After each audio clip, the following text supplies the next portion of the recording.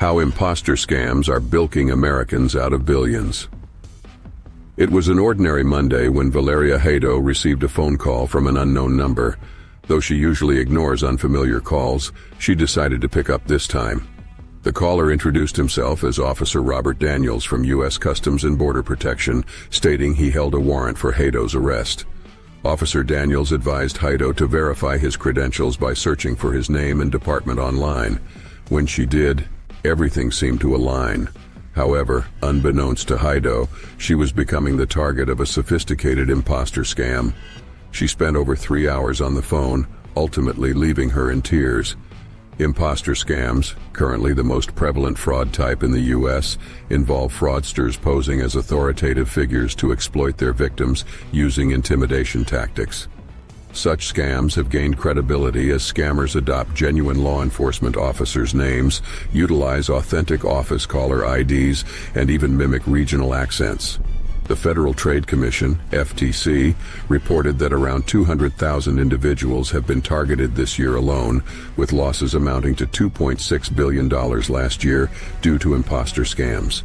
Lois Greisman, Associate Director for the FTC's Division of Marketing Practices, stated, "The disturbing fact about imposter scams is the substantial number of people falling victim to them. The natural reaction to a government call is anxiety." When Haedo cross-checked Officer Daniels' details, she found a match on the Customs and Border Protection website, with the contact number matching her caller ID. Daniels alleged that an intercepted package from Mexico addressed to her contained narcotics, cash, counterfeit driver's licenses, and fraudulent Social Security numbers, all under her name. "I was shell-shocked. It felt like something straight out of a movie," Haedo expressed. Scammers have become adept at collecting real-time information about their victims, impersonating real individuals, and employing advanced technologies such as caller ID spoofing and voice cloning. Psychology professor at the University of California, Los Angeles, Alan Castell noted, "This makes it challenging to discern between authenticity and fraud in the moment. Scammers leverage our vulnerabilities. They're like rogue psychologists." National law enforcement agencies are raising awareness about imposter scams, with the Federal Communications Commission offering tip sheets and YouTube videos on how to identify caller ID spoofing. They advise victims to disconnect the call and dial back. Other organizations, such as Immigration and Customs Enforcement, Customs and Border Protection (CBP), and the FBI, caution that they never call for money.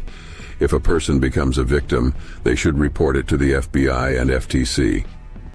Haedo's harrowing experience didn't end with the CBP.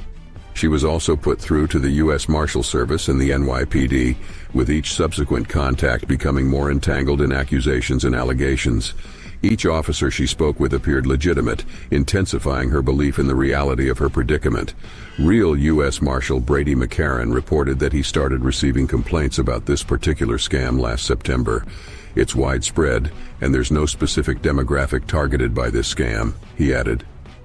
When Haedo was finally connected to a fake NYPD officer, he instructed her to withdraw her daily maximum amount from the bank, which would be temporarily secured using a digital currency ATM. This, however, raised Haedo's suspicion. As she continued to resist, the scammers grew more insistent, warning that her bank account would be frozen within the day. The ordeal left Haedo terrified, and she broke down. "How do I trust anything now?" she asked. After an agonizing 3-hour ordeal, Haedo decided to hang up.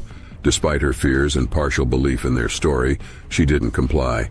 The next morning, she found her bank account untouched. It was then she fully realized she had narrowly avoided falling victim to a scam.